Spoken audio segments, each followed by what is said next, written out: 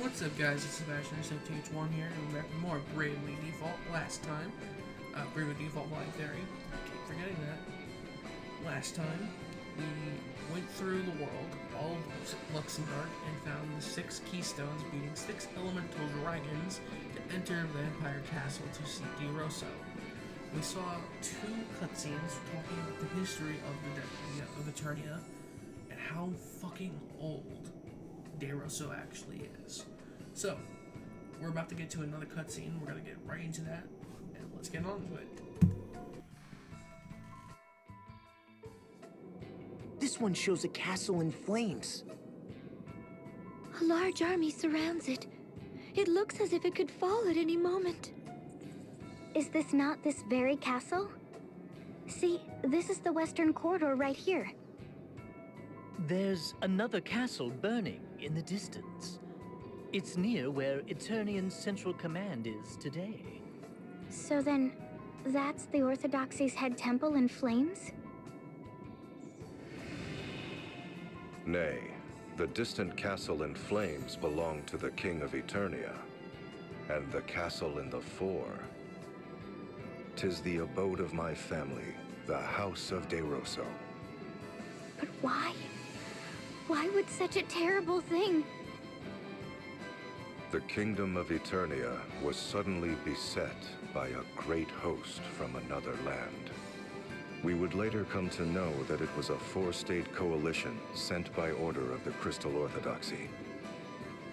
They had been told the King of Eternia sought a return to Adventism and was arming for war against the Orthodoxy.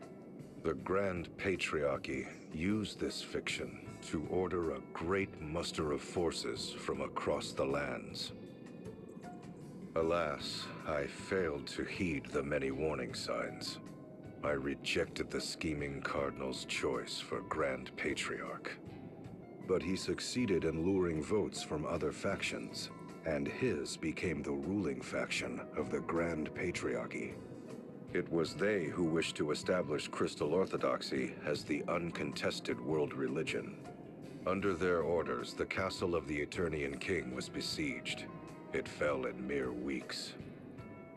Before long, the great host was at the gates of our castle, and my father lay brutally murdered.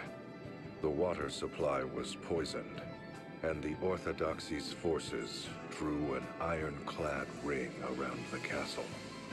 By then, the castle sheltered naught but the elderly, the young, the wounded.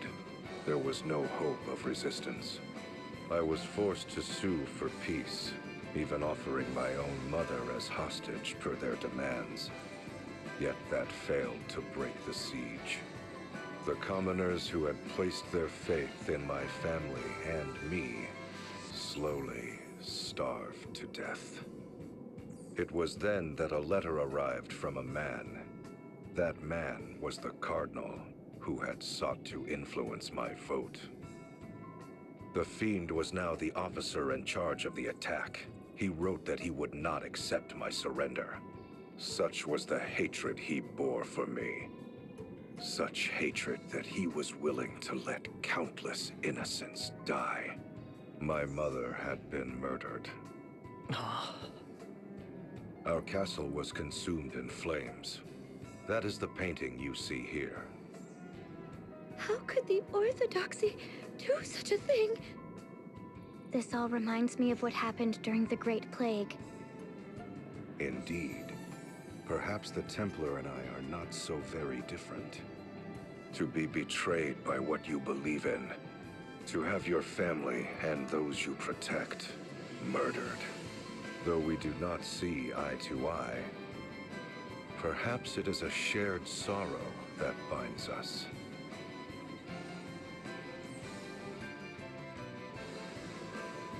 Fucked up, isn't it?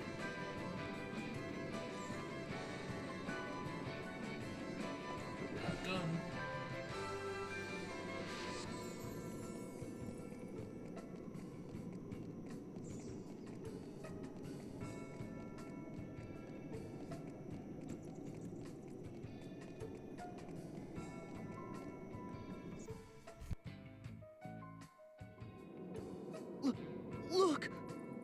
such fierce flames. Though I wish not to remember that day, it is indelibly etched upon my mind. How did you survive? The Orthodoxy lay siege yet would accept no surrender. My mother, father, relatives, and my people lay dead. It was then I set our castle ablaze. But as the flames began to lick my body, something slipped into me. Betrayed by the precepts I believed in, was I not bitter? Robbed of my beloved homeland, my dearest of kin, my people, slain. Amid such despair, was I content to simply welcome death? Nay, I heard a voice. Accept me, and I shall grant life everlasting. Though it shall be filled with grief, thou shalt have all eternity to wreak vengeance upon thine enemies. Did I forge a dark pact with some fiendish entity that day? Or was it a rebirth, triggered by a future me reaching back to the past? Panicked upon failing to find my body, the Orthodoxy chose to denounce my family and me as ghoulish vampires. Thus have I been living an immortal existence ever since. Then the name Vampire Castle is... A lie that has been perpetrated by the Orthodoxy for some 2,400 years. Though it is true I am immortal, I am no vampire. I find the smell of blood too revolting to ever drink it. Having said that, I have done naught to quell the rumors. In truth, I endeavored to embellish them. My ability to transform myself into a bat and grow these fangs are the fruits of many years. Long years of effort. Tell me, O Vestal of the Wind, what does the Crystal Orthodoxy have to say about the passing of the first Grand Patriarch? He chose the second Grand Patriarch and prayed for peace and the well-being of the faithful as he passed peacefully from this world. Passed peacefully from this world, you say? I know the truth to be far different. What do you mean? The first Grand Patriarch was assassinated, along with his Archbishop, the man who had been my bane. The assassin himself tells you this. There is no other truth. That was when I forsook this land. Soon after, sightings of the vampire Lester DeRosso began to crop up throughout the world. I became a veritable Duke of Darkness, forging ties with those bearing hatred toward the Orthodoxy, and those it had oppressed. I was the enemy of man, the hated and feared vampire. But more than that, I was known as the arch-enemy of the Orthodoxy. And after some 500 years, a fateful encounter with one whom you all know well. No, let us leave the matter for another time.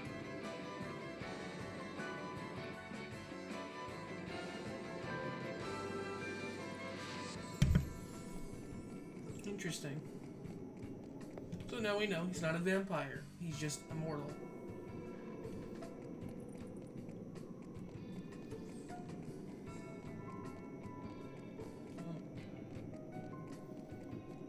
I already can't for the chest.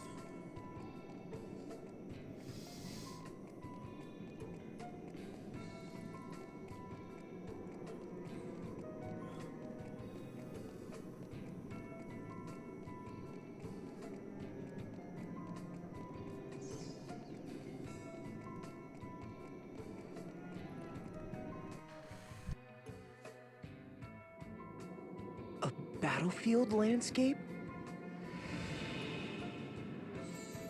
It represents the long and hard-fought war between the Orthodoxy and we denizens of darkness.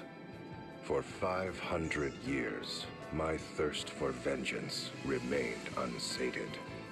Ah, It had also been 500 years since the Orthodoxy had been founded. The world was in the midst of an age of seafaring and piracy. Compared to the great exchange of ideas and information, the once hallowed Orthodoxy began to lose its luster. The authority of the Grand Patriarch and the Orthodoxy itself began to wane. Fearing irrelevancy, the Grand Patriarchy acted rashly to regain its authority. This led to the unusual decision to select a commoner, the gifted young Yuliana, for an important task. Yuliana? Sage Yuliana? Yes, indeed. At age 20, the young Yuliana became High Inquisitor of the Crystal Orthodoxy. It's hard to believe he ever was young. It was no laughing matter, for there was no one more skilled at rooting out enemies of the faith than he. The shadowy ones, those who had been working against the Orthodoxy, were crushed by the host he led. In the several decades that saw him age, I cannot count the number of times we have crossed swords, he and I. In the great battle waged on the Karka Plain, the might of our clashing forces rent the very earth into a vast rift. You mean the rift under Ison Bridge? In the battle at the foot of Mount Fragmentum, our armies smote the mountain to its very roots. So that's how that ravine was created.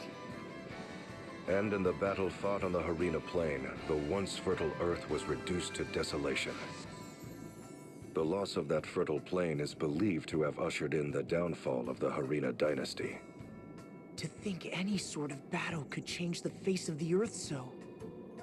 We fought our final battle 1800 years ago on the Norende Heights in the land of Kaldisla. The Norende Heights? That's where the Great Chasm opened up! In the end, Yuliana, High Inquisitor of the Crystal Orthodoxy, utterly defeated me, Lord DeRosso, leader of the Shadows. You were defeated? But you're here with us today. Yes, well, there was more to that final battle than meets the eye. You see, I ceded the glory of victory to young Yuliana that day. I say young in my reckoning, for he was already 100 then. Yuliana returned triumphantly to Eternia with what he claimed to be my remains. What he brought them was not human. And when the Templar attacked the head temple 15 years past, it is said they found my tomb deep underground. Ever dreading the darkness and my return, the Orthodoxy kept those duplicitous remains under arcane seal for over 1,000 years. 'Tis a tale replete with irony, is it not?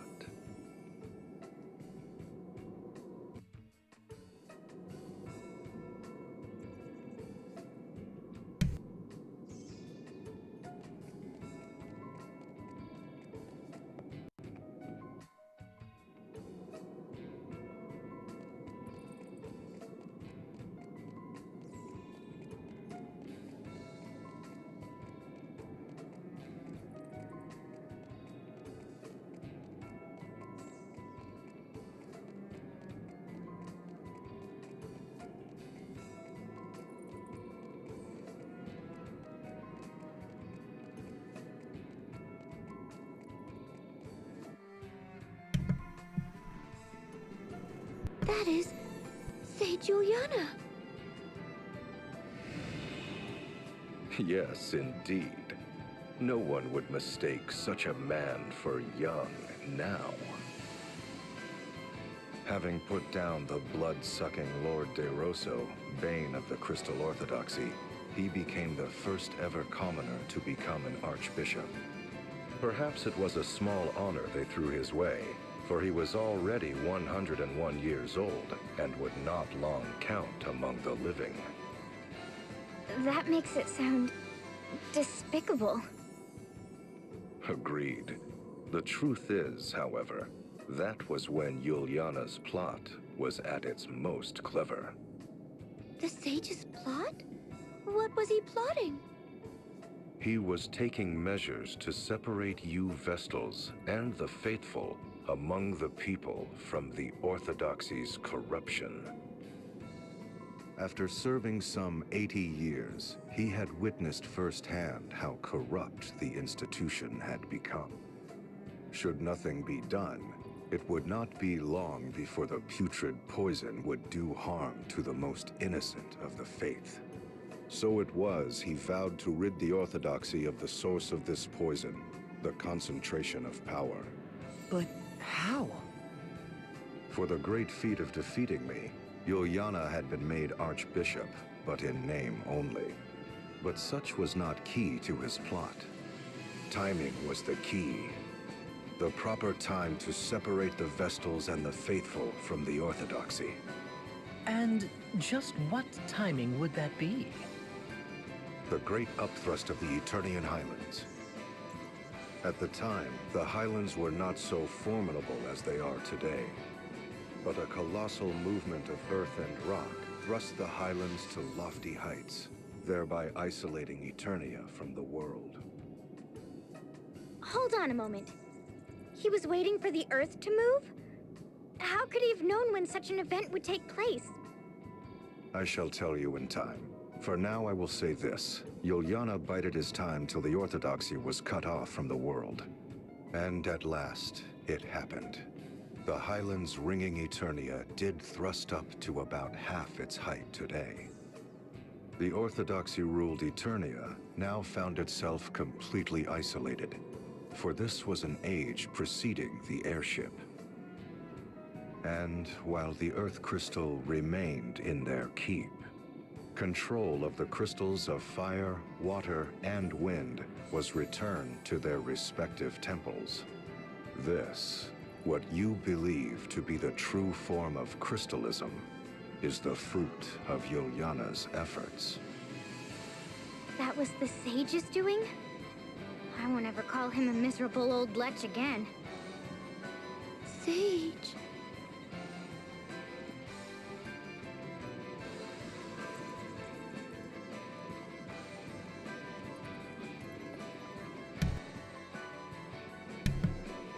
The plot thickens. So I think we're on our final floor.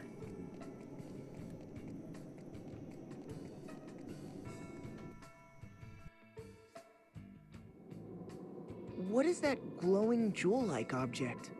I could swear I've seen something like that before.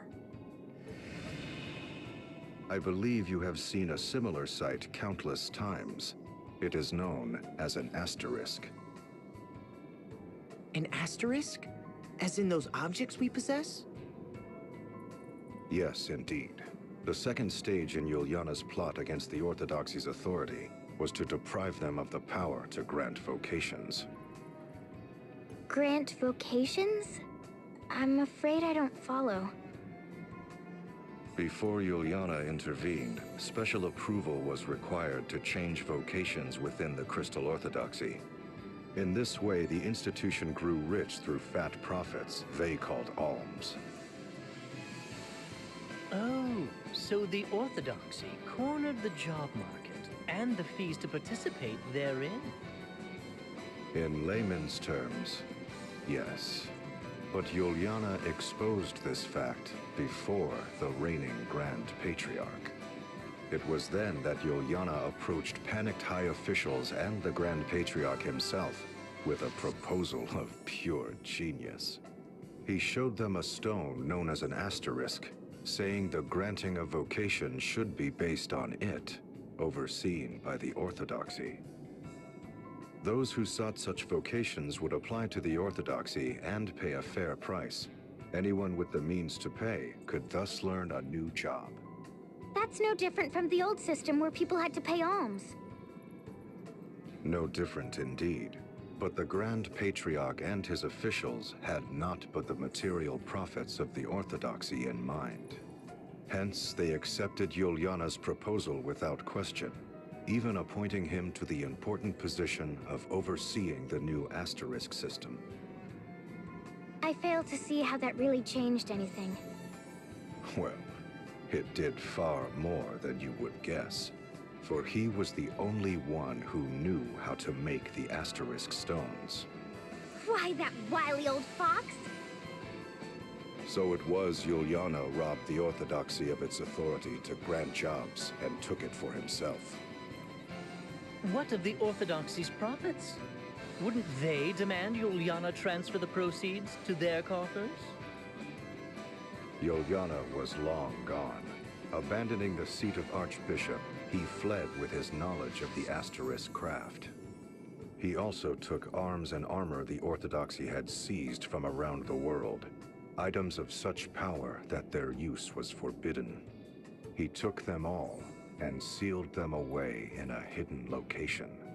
They now lie secreted away against the day the Orthodoxy's tyranny or some other impending doom threatens the people. He then hid himself in Juliana Woods until those who knew him reached the end of their natural lives. But that did not take long, for I led the forces of the shadows to ensure their swift demise. I had always believed the Crystal Orthodoxy required not but the crystals, the Vestals, and the faithful. With the institution free of corruption, I returned to my homeland of Eternia after a 700-year absence. Where my family's castle once stood, I built a fortress of ice from whence I have been watching over the Orthodoxy's head temple. Meanwhile, Juliana retired to that land to tend to the Vestals, but you know of that better than I. Say Juliana.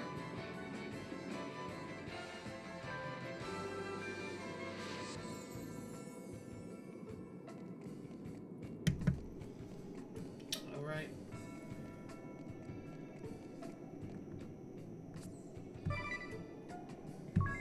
That's all the major cutscenes. It's time.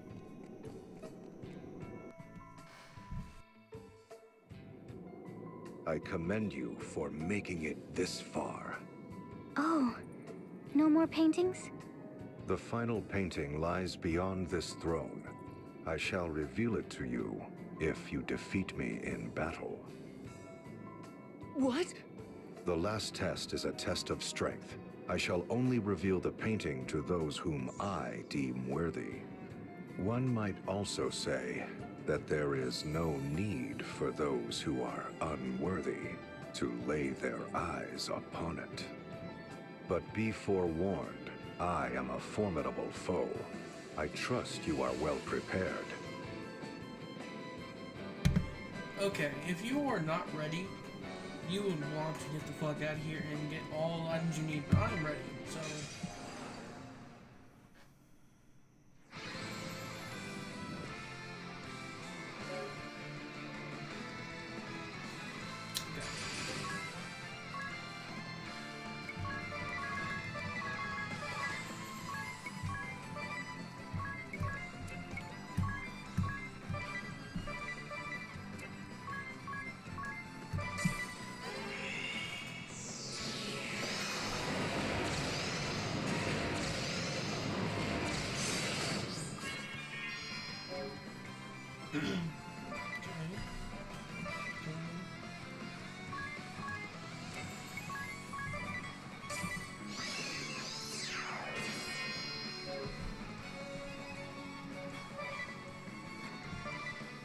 Pick one of his turns.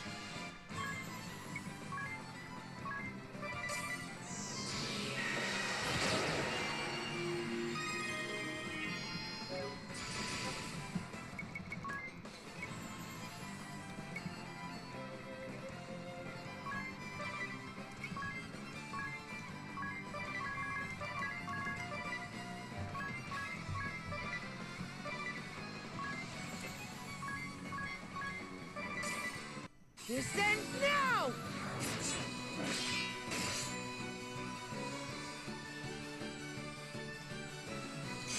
Alright. Ooh, damage.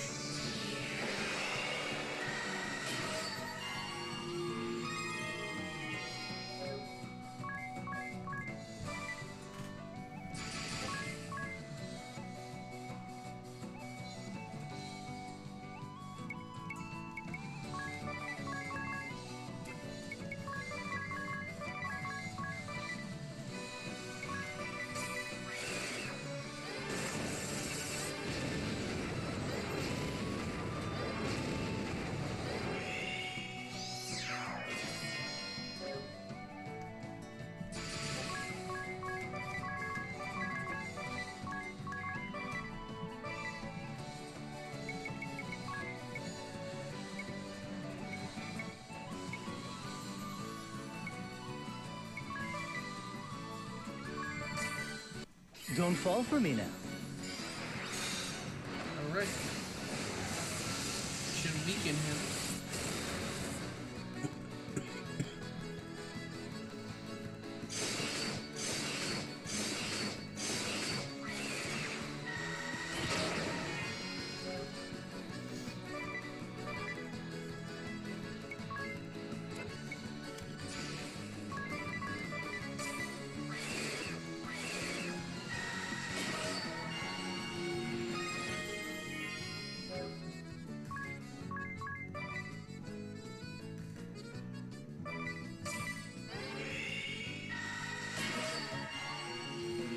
Shit, she needs to heal the party.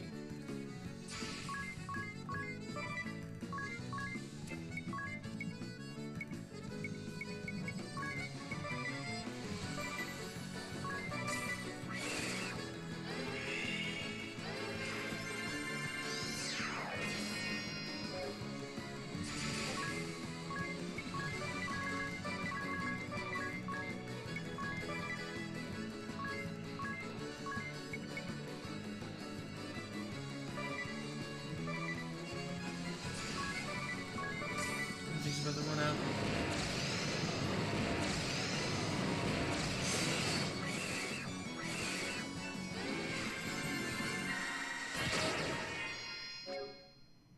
Yeah, he's ran out.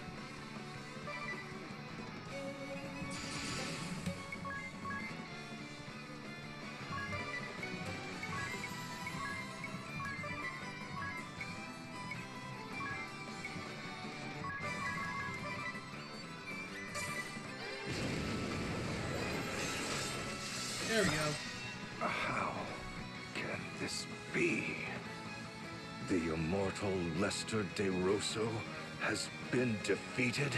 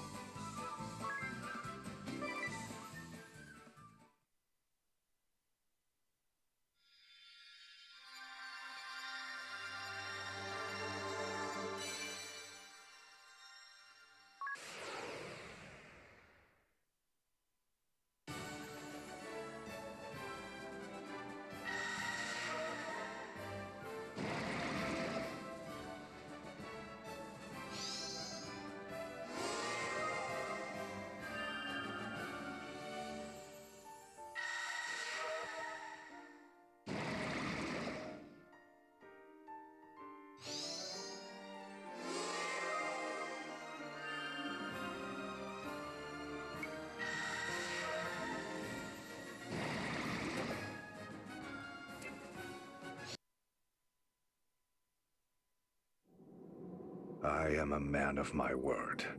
Behold the final painting.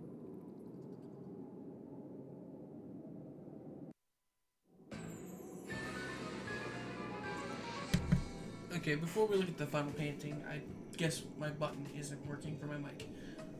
Vampire is a weird ability. It lets you have buffs and debuffs, but also steal enemy abilities. It's interesting. You saw the stats there. It's pretty good. It has some really good skills. I'll just quickly just show. Like if I go to ability here.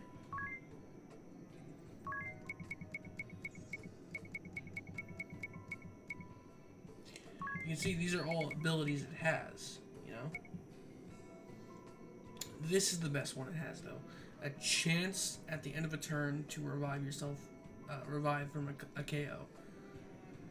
It's very good. There's also self-restoring HP.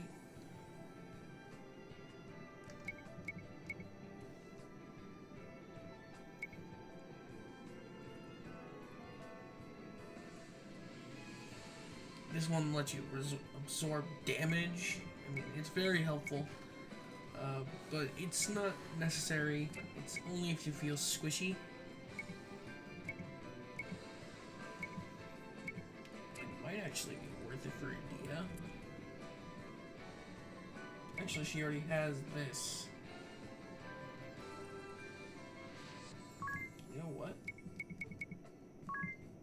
rather give her that. I mean, they're all one.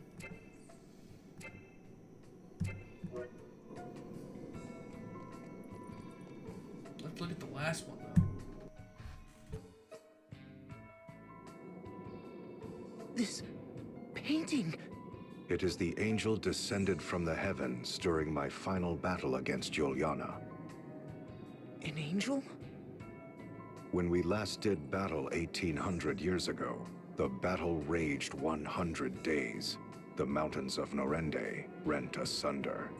Knowing the battle was reaching its end, I mustered the last of my strength to cast my greatest of spells. As my final attack surged forth, the angel did descend from the skies over Norende. Are you sure it was an angel? Verily so, for there are no other words to describe her. For a moment, Juliana and I stood captivated. Before we realized it, our struggle was forgotten. We both tended to the angel. But the angel lost her light. Her wings were shattered and her body torn asunder. There seemed little hope she would live. When she came to her senses, she trembled with fear. Yet with little remaining strength in her body, she made unto us an appeal. What appeal? What did the angel say to you?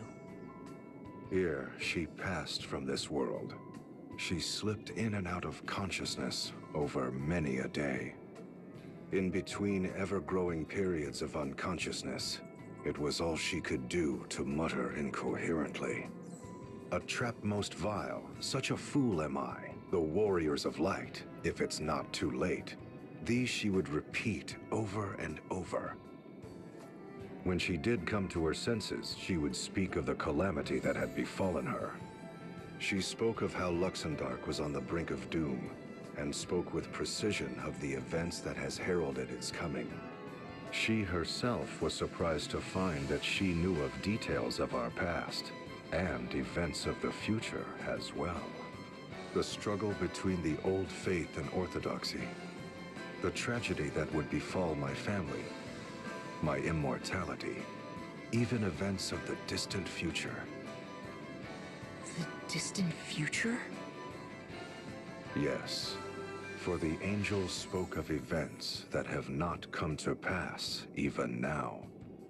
Events that await you in your future.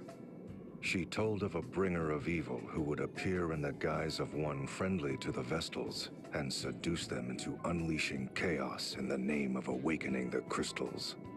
This evil one would destroy Luxembourg by piercing the boundary that protects this world, and the opening of a great rift that sunders the earth shall herald its coming.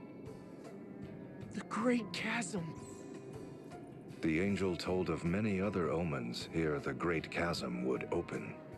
The light of earth shall raise up the north, and a deathly plague shall cover all the lands. Then shall a great rift rend the earth. She then entrusted me with a certain task, one that only an immortal such as I could fulfill. What sort of task could only an immortal fulfill? That I cannot say, for she swore me to secrecy. But thereupon she quietly passed from this world. For 3 days and 3 nights, my former mortal enemy Juliana and I spoke of what had transpired. Ultimately, we vowed to join forces to prepare for the coming doom of which the angel had foretold.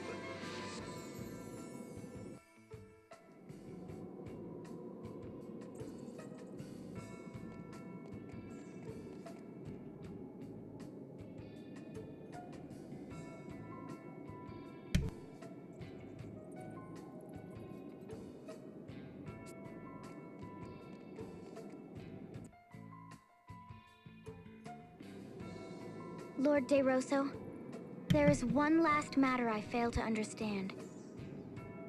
Why Juliana and I forgave the rebel Templar, even rendering him aid? Yes. Juliana and I conspired in a masquerade. He rose through the Orthodoxy's ranks for vanquishing me, and I went into hiding. That was when the first of the Angel's omens came to be. The land's ringing Eternia began to rise. While the second omen, the plague, had not yet come to pass, we continued to watch over the crystals and the Orthodoxy. So did 1,700 years pass in relative peace, save for a handful of suspicious crises surrounding the crystals. It was not till 30 years ago that the omens returned as if out of legend.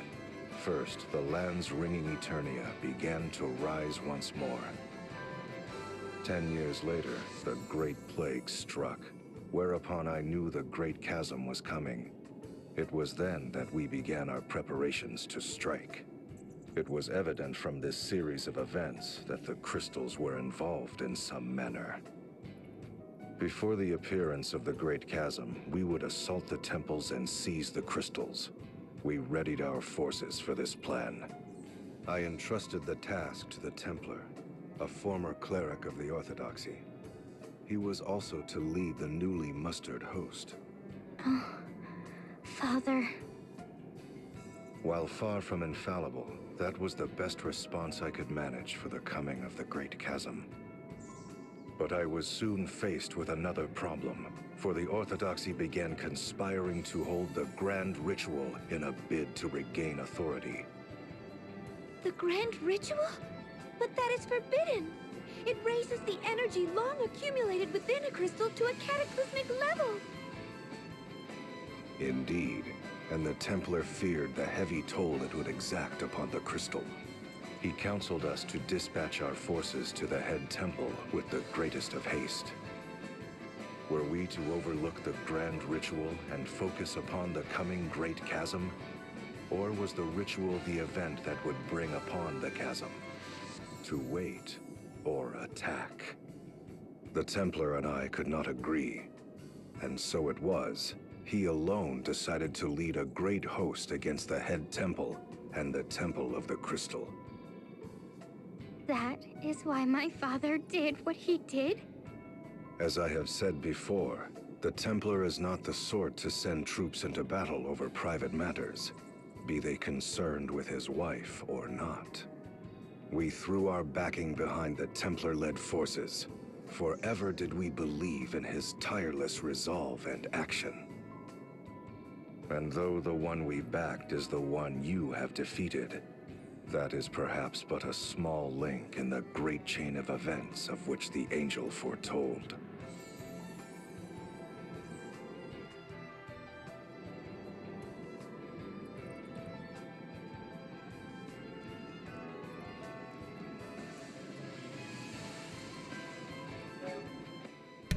Okay. From here, there is nothing else I believe that DeRosso will go over. Wow, that took a while.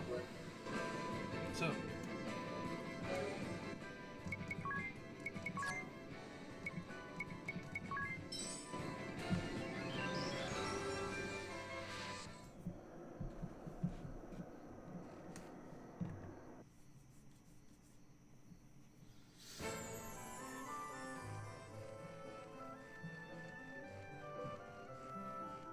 there is nothing left in this world besides the story quest. And before we do that, we're going to rest up one more time. And then we're going to head on over.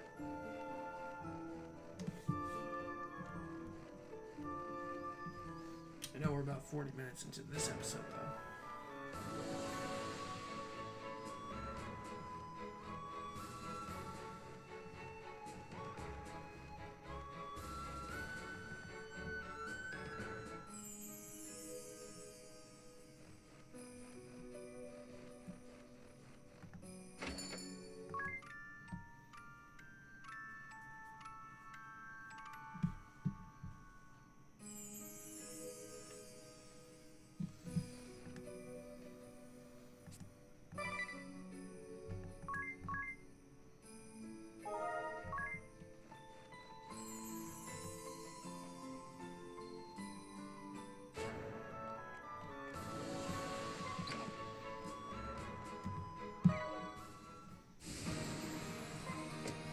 further ado, let's go.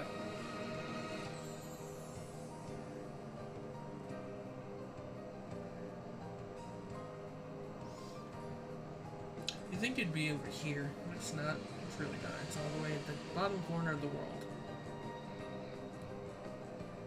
Which I find a little strange, because it looks like it has a room to go there.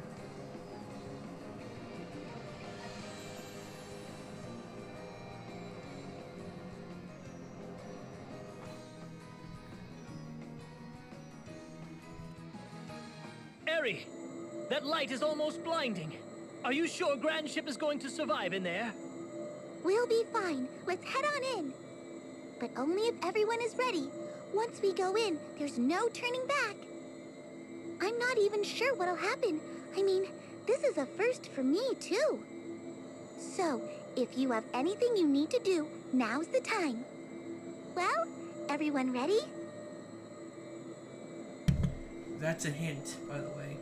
If you have side quests that you haven't done, like the vampire quest, stop, do not proceed, go back. Okay? Once you do past this, there's a point of no return. Good? You're fine? You're with me now? Okay then, here we go.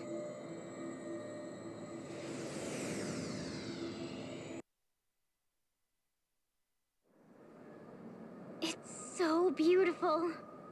I thought it might tear us apart, but instead, it's smooth sailing. This light, it feels so warm. I know. And so gentle. And somehow familiar, too. Dad, you and Zat should go somewhere safe for now, just in case. If you say so. You be careful now.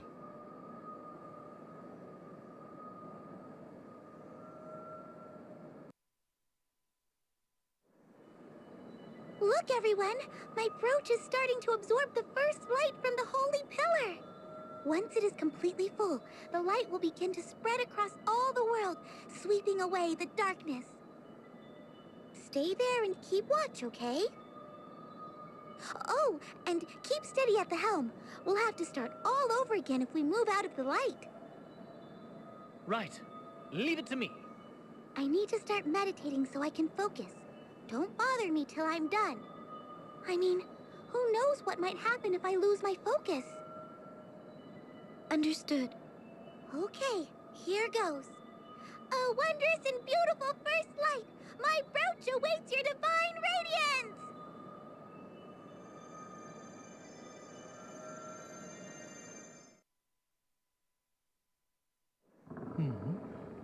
So much for smooth sailing. Are you certain the ship is going to survive this in one piece? I think she will hold together unless it gets much. Worse? What was that? It's getting worse!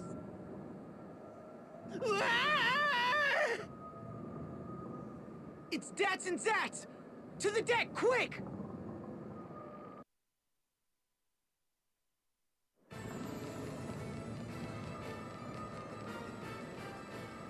Alternus Dim, what business do you have here? I come on orders of the Lord Marshal. He has foreseen your folly. And I am here to stop you before you bring ruin unto this world. Alternus, stop this insanity! It's already over! Silence! This is not over until I say it is.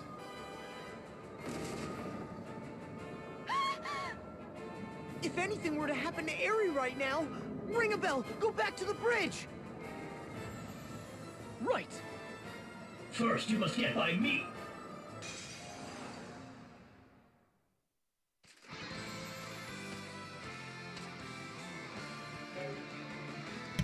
Alright. Hey, your own ability against you.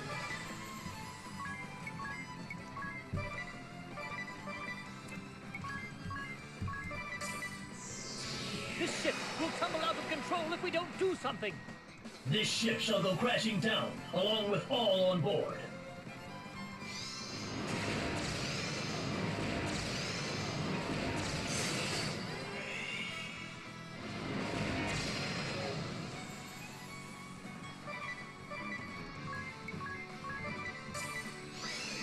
Medea! You know not the Lord Marshal's mind. We've already settled the matter between us. You have no business interfering now. Settled the matter? Nothing has been settled. All you have is a false sense of understanding.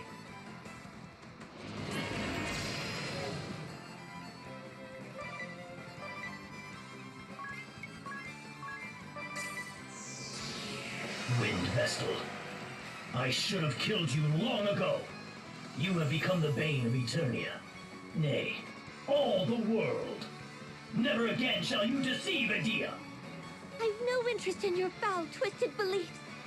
It is my sworn task to save the world from ruin, and I shall not fall before my task is done.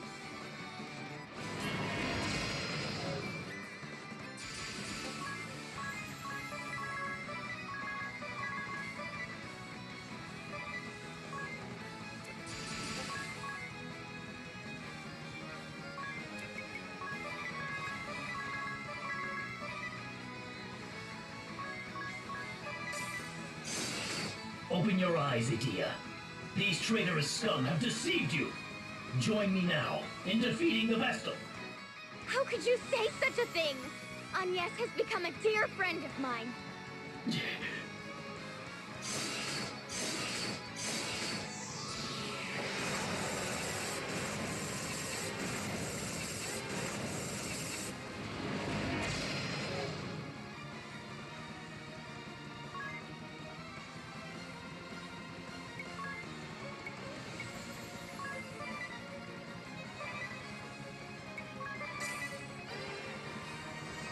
Grand ship's pitching even worse now. She won't hold up much longer.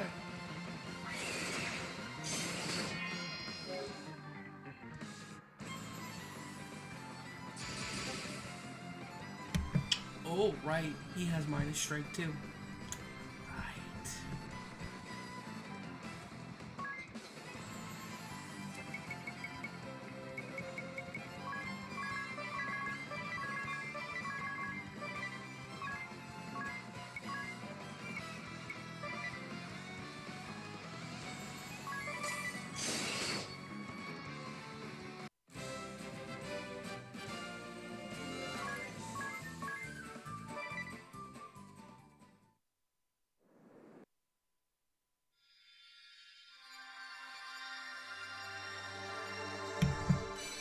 The Dark Knight, which you've been seeing me use on Tiz since basically the beginning of the game.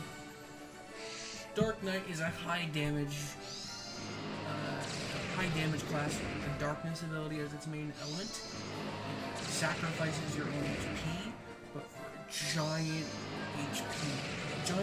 damage. Okay?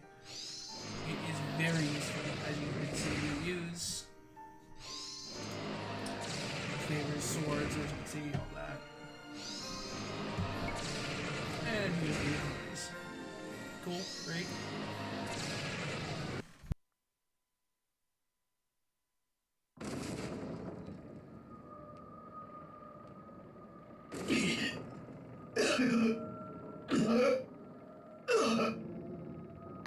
Alternus.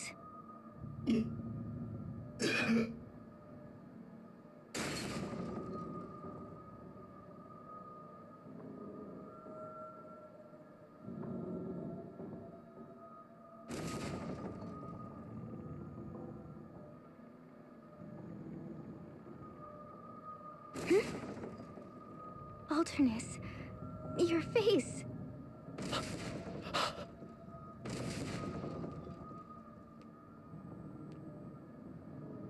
You... Why?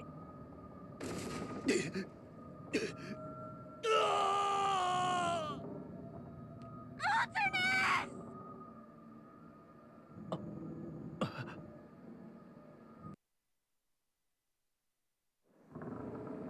I don't understand. Why does face look like...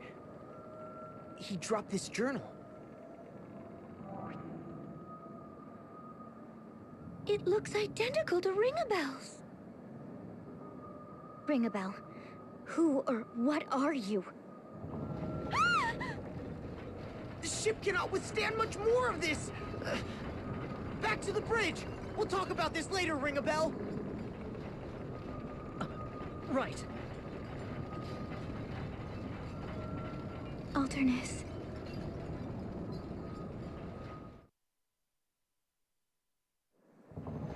Hold on, everyone!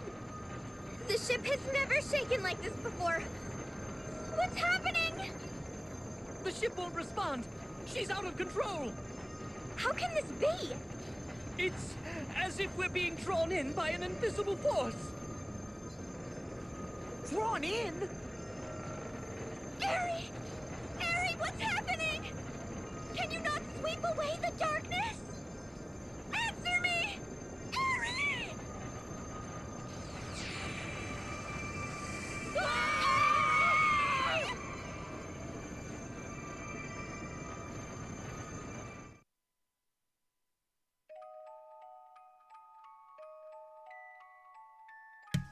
Chapter 5. Yesterday's Scenery. Ning. Morning.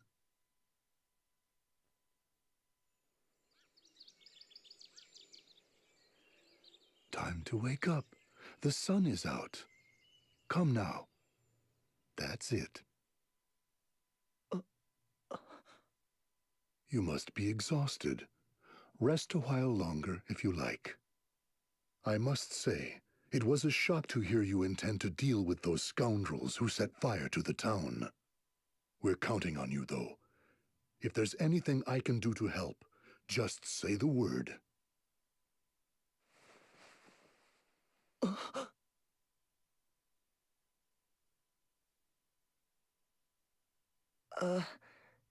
Innkeep, who are these scoundrels who set the town on fire? Hmm? You must be still half asleep. The Knights of the Eternian Sky, of course. A cruel lot, to be sure. The Knights of the Eternian Sky? Are they back? Back? Anyway, you've got the whole town behind you. Right. Oh, how is Egil doing? Egil? Who might that be? Huh? I left a pot on the fire. I'll let you get some more rest. I guess I was dreaming.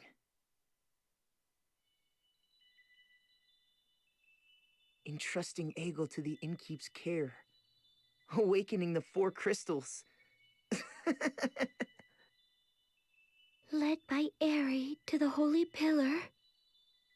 The airship rocking violently. Attacked by the Dark Knight, Alternus Dim. That was no dream! Indeed. I still have blisters from gripping the railing as the airship shook. Then why are we here? This is Caldisla, right? We were at the Holy Pillar. What happened to us, Eri? Did we seal the Great Chasm?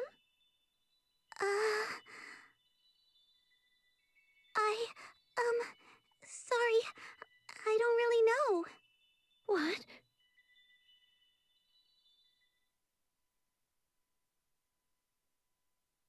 Are they up yet, Father? Oh, it's you, Owen. Yes, they're all awake now. Good. I wish I could go along with them. You've got to stay here and protect the king. Stay alert now. I'll see you later.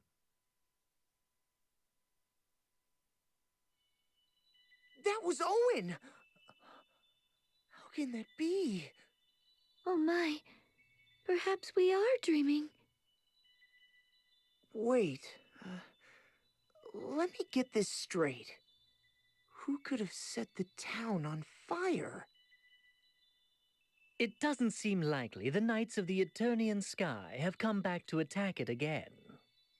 If Owen is here, I think it could be that black mage, Ominous. So we must be remembering what happened back then in a dream. That makes sense. But I wasn't with you here when this took place. I was serving under Ominous Crow, remember? Huh. You're right. I have no idea what is going on.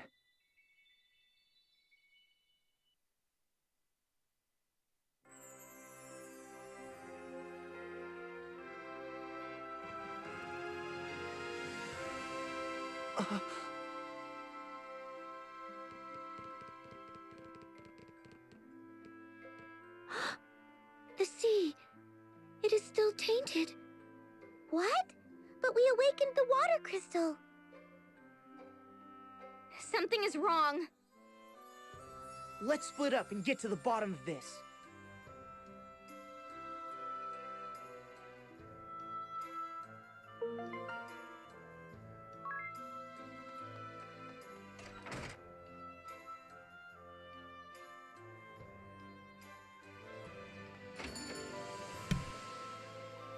Actually, before we end the episode, I want to check something. Oops. By yourself today, hmm? Had an argument with your friends? No, that's not it. Say, do you remember seeing that girl I was with? The one that comes off a bit strong-willed. One of your traveling companions, right? Don't worry about paying for lodging, if that's it. Any friend of yours is always welcome under my roof. Thanks.